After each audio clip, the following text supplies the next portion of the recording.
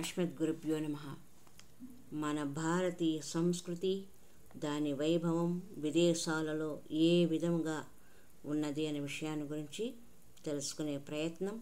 క్రమశిక్షణ, నడవడిక. ఒక కంప్యూటర్ ఇంజనీరు ఉద్యోగరీత్యా బదిలీపై కుటుంబంతో సహా జపాన్కి వెళ్ళాడు.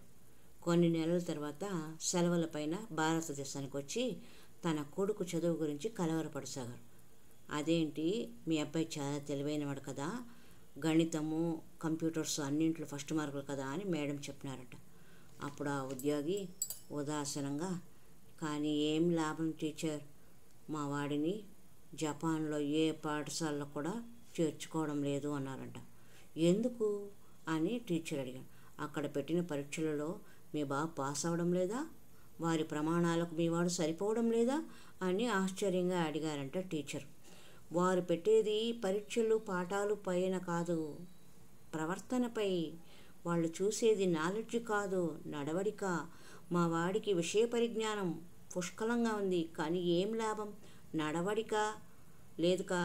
మా వాడికి విషయ పరిజ్ఞానం పుష్కలంగా ఉంది, కానీ ఏం లాభం, వినయమే లేదు.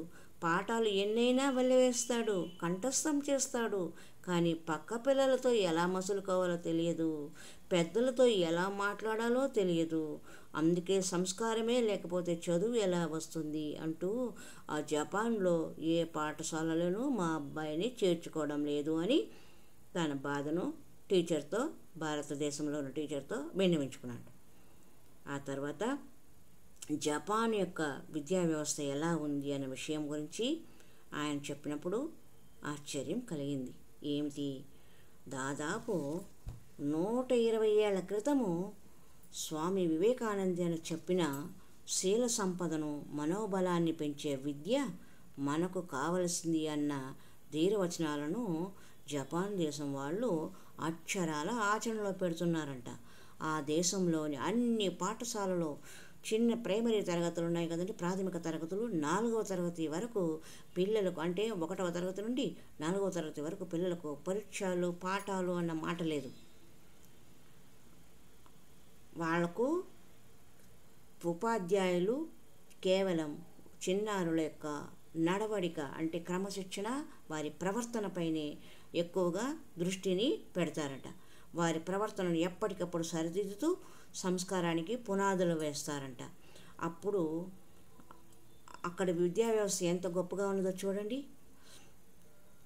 10 ఏళ్లలోపు వయసులో విద్యార్థుల మనసులో మంచి సంస్కార బీజాలు పడితే బలంగా నాటుకుంటాయని జపాన్ సామాజిక నిపుణులు, విద్యావేత్తలు గుర్తించి విద్యా వ్యవస్థలో ఆ విప్లవాత్మకమైన నిర్ణయం తీసుకున్నారంట.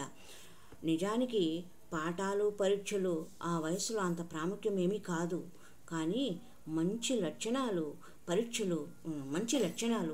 మొగ్గ తొడగవలసిన పసి వయసులో వాళ్ళ మనసులో సమాచారాన్ని బలవంతంగా కుక్కుతూ మనం ఎంత తప్పు చేస్తున్నామో ఆధునిక సమాజంలో ప్రస్తుతము అర్థం చేసుకోవాలి.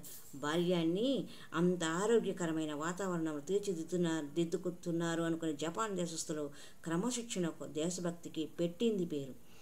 అందుకే స్వామి వివేకానంద ఆ దేశంలో పర్యటించినప్పుడు జపనీయుల వ్యవహార శైలికి ముగ్ధులై, ఈ దేశాన్ని చూస్తే నాకు ముచ్చట వేస్తుంది, ఎదుటి వారితో ఎలా మసులుకోవాలో, మర్యాద మన్నలను ఎలా పాటించాలో వీళ్లను చూసి నేర్చుకోవాలి, మన దేశ పౌరులు ఒక్కసారైనా జపాన్ను సందర్శించాలి అని అభిప్రాయపడ్డారట. ఆనాడే కాదు, ఈనాడు కూడా ఆ మాటలు అక్షర సత్యాలు అనడానికి, ఆ దేశ పౌరులు అలా తీర్చిదిద్దడానికి అక్కడ పాఠశాలలు ఆదర్శమని, నిదర్శనమని అవగతం అవుతున్నది. మనం కూడా మంచి విద్యావేత్తలుగా ఇక్కడనే జపాన్ వెళ్ళనవసరం లేదు, ఇక్కడనే మన విద్యా విధానంలో మార్పులు తీసుకొచ్చి మన పిల్లలను సక్రమమైన బాటలో, ఆధునికతకు అవకాశం ఇవ్వకుండా సదాచారము, క్రమశిక్షణ, నడవడిక, ప్రవర్తనకు సంబంధించిన అంశాలను దృష్టిలో పెట్టుకొని వారిని సక్రమమైన దారిలో నడిపిస్తే మన ఇంట్లో మనకు గౌరవము, మన సమాజానికి గౌరవము, మన దేశానికి గౌరవం, మన పిల్లలు క్రమశిక్షణ, నడవడిక అంటూ మరొక దేశానికి వెళ్ళని అవసరం లేదు. మనమే మరొకరికి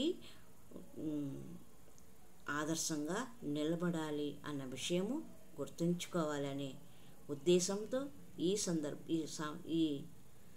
సాంశాన్ని ప్రస్తావించడం జరిగినది. హరి ఓం తత్సత్.